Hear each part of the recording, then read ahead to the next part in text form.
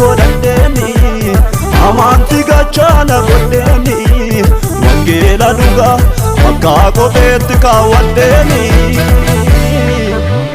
kajeelummaa isaa gonfadheeni humna sabna koo godhadheeni akka joobiraa ulee humna koo areeffadheeni nan fiiga nan kaadha nan fiiga nan kaadha nan fiiga nan kaadha nan fiiga nan kaadha nan fiiga nan kaadha ergama koo raawwadheeni